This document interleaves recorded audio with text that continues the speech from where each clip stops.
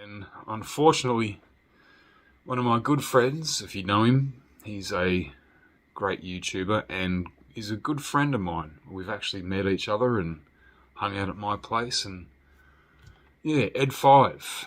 Yeah, one of his storage units or storage sheds where he lives in South Australia was broken into and fucking ransacked.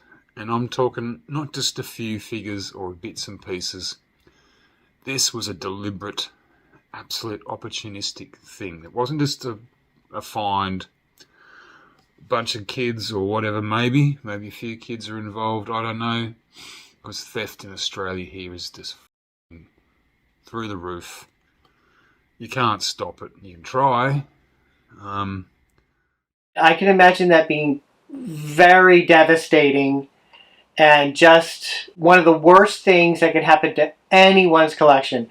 Could be it either theft or fire.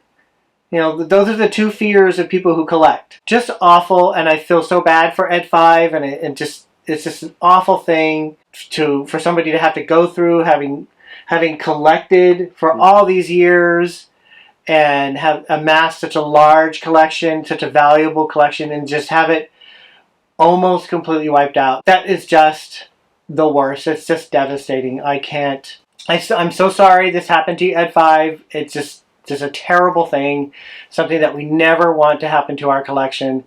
If my collection, if this was oh my gosh, I don't know, I just would lose it. I would completely lose it. I've had things stolen from me. How about you? Back in, it was the early 2000s, I had returned to school, so I wasn't working, so money was really tight.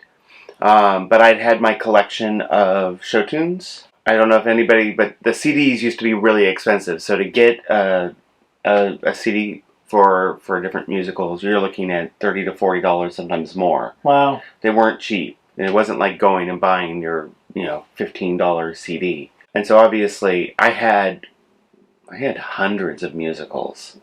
And I kept them all in a binder in my car so I could change them up whenever I went. And my friend and I, we would just listen to them a lot. But because I kept them in my car got broken into, and they stole the binder of CDs. They just took everything. But for me, those are the ones that were hard for me to replace, especially at that time, because when you're spending all your money on going to college, there's not a lot of extra money there.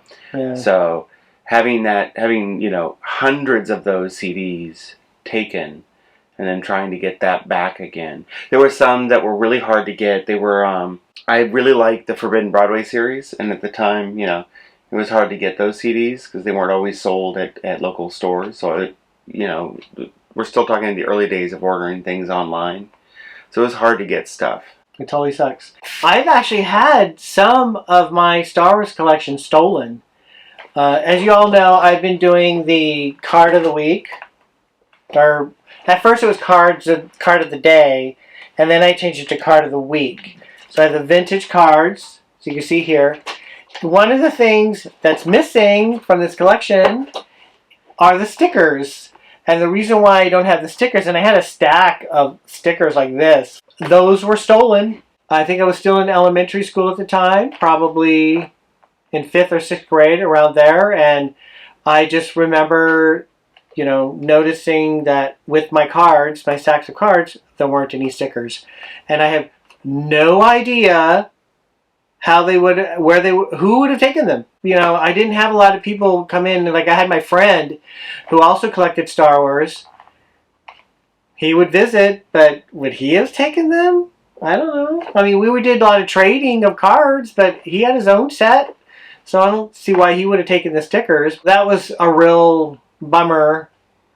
And then this really peculiar thing, and it's kind of fuzzy how I actually remember this, but I had a set of Star Wars action figures like Princess Leia and Darth Vader, and I think Luke Skywalker, C-3PO, R2-D2, This was probably 78, 79, around there. I was living in an apartment complex, and I had a neighbor friend, and if I remember this correctly, it's very bizarre how how I'm remembering this, it just seems strange that it would happen this way. He was moving. His family was moving. And what I remember is he asked me if he could borrow my Star Wars action figures, even though he's moving away. He said he wasn't moving far. He asked me if he could borrow my action figures, and then he would give them back. And I guess I was just like really naive at the time. I mean, you have to be super fucking naive to do this, but yeah, I gave him my action figures. And did I ever get them back? No, I never got them back. So I basically had to start all over again. Years later, in one of my classes in high school, my friend at the time, his brother was in my class. And I just remember thinking in my head that I wanted to go up to him and say, hey, your brother took my action figures and I want them back. But I was really too shy at the time, so I never approached him with it, but daggers out of my eyes at this guy. Was the brother older or younger? The brother was older. That was terrible. Somebody just taking my stuff like that. But what happened to EdFive, 80% of your collection being taken is absolutely devastating. Rick, do you have anything with sentimental value? Well, I have lots of stuff with sentimental value. The owls. Yeah, the cookie jar that I use for the K-Cups, you know, because that's at least, it's something that I can actually use every day. And that's something that belonged to my great-grandmother. That's how I got it. It's like, I have the break front, you know, there are things that, because they've been passed down through the family. Oh, there was this one incident years ago, and this is at a time when Gary wasn't working. He spent a lot of time at home. He was gone. I came home, and the back door was unlocked. Remember that? I'm sure it didn't happen just once. And the back door was unlocked, and I was like, what the fuck? And so when he got home, I talked to him, and he said, oh, my friend called me and needed something, so I just rushed over. And I'm like, no, that is not an excuse. You locked that door. I actually said that if somebody had gotten to the house and stole my collection, we would have been done. You remember that? You remember me saying that? No, I honestly don't. I would have been so livid. I would have been like, nope, that's it. You left the door unlocked. My stuff got stolen.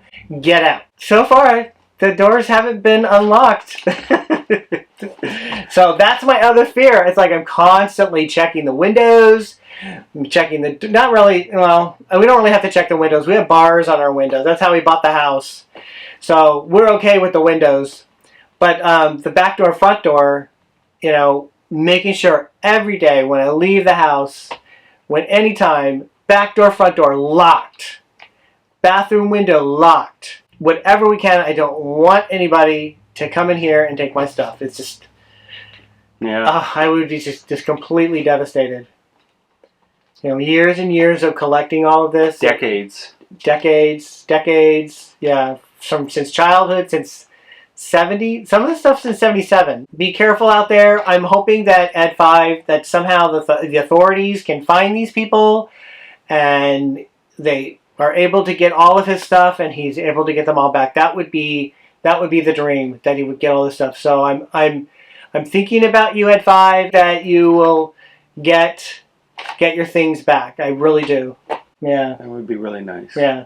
I want to thank SIFI for letting me use part of his video. I really appreciate that. If you want to check out the full-length video where he discusses more about what happened with the incident with EdFive and all the things that were stolen, check out his video. The link to the video will be in the description below. Thank you for watching. Give a thumbs up and click subscribe. We'll see you on the next Star Wars Obsessed. Bye. Bye.